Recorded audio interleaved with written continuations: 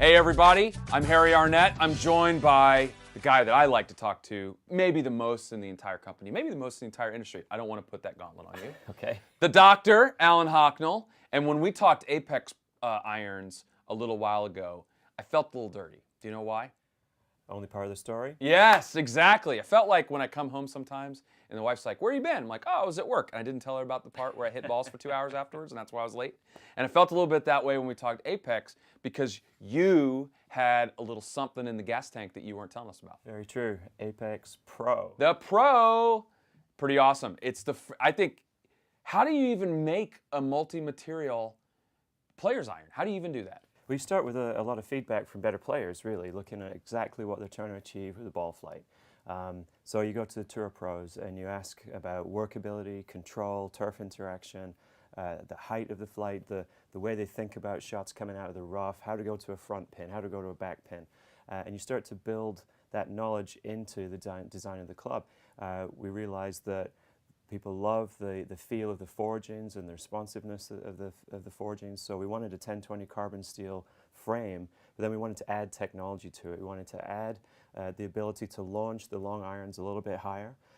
We wanted to improve the feel, so we added a damping characteristic to it, and we changed the grooves as well to alter the spin profile, favoring slightly higher launch coming out of the rough.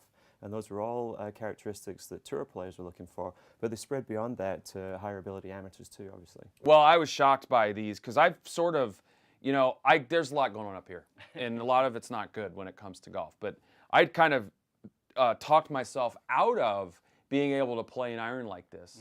And when we got our samples, just because I wanted to see what it was like, very easy to hit the short irons for sure. Yeah, that's one of the most interesting and gratifying parts about a design like this. You set off with all the elite player kind of objectives, but then you realize that actually, you know, we've built a lot of forgiveness into these heads as well. They launch easily, they feel good. Distance control is really good with these irons, and you know, a pretty broad range of abilities in the amateur world can use these very effectively. All right, so warning, this is going to sound like a marketing guy. So punch me in the face if you see me, if this offends you when I was about to say this. I felt like when I was hitting these, the ball was sort of like melting on the face. I mean, it really had that, like, just you wanted to go run, make a phone call, and tell your friends all about what you just experienced. Kind of like high school. And why? Why is that happening? Well, you know, that's because we've engineered a relatively thin 1020 carbon steel face, but we've put a pocket in the back that absorbs vibration. We've added tungsten to the bottom of the long irons to lower the center of gravity.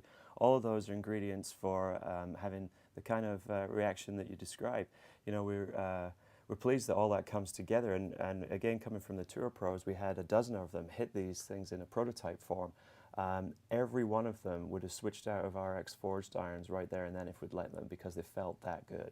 The other thing I like that you guys do, and our product guys, Luke and the team, is it's basically, you think of the iron now like from the head all the way to the grip, and you know, the shaft selection for the stock in this is a little unique from what people are used to seeing. It definitely is. You know, this is the first time that we've had a KBS shaft in one of our products as stock. And what's fun about the background of this shaft, it was developed by KBS in collaboration with Phil Mickelson, looking at his preferences for shot making, his preferences for feel, and they've come up with a shaft here that they say fits what Phil has been asking them for, and it fits great in this iron as well. The iron feels really good, really responsive in the shaft, as well as the kind of feel you get from the head. That's what I got. I can tell you've been talking a lot about it because your voice is almost gone, but I am not the person to be talking about shafts because I'm not like a shaft junkie necessarily, but what I saw with this and felt was a shaft that was really lively and responsive, but when I compress it, which is not often, but enough that I can feel it happening, the ball wasn't, it wasn't going squirrely like you would really expect for a really lively shaft. Right. So it was still going on a nice trajectory and very accurate. Yeah, I think that's a great combination of properties. They've really come up with something that obviously, Phil has been very excited by. He's used it a lot, and we're really proud to be able to put it in a product for the first time. Well, I feel a little weird congratulating you again because I'm going to be doing that a lot in our 2014 product range. but this has to be one that you and the team are really proud about. Oh yeah, you can tell, you know, around R&D, different products get different responses, but some of them have a bit of a buzz, and you see them, people queuing up to get them in their own personal bags. This is one of those.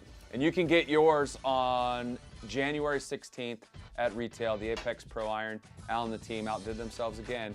Go see it, check it out. I'm sure you're gonna like them.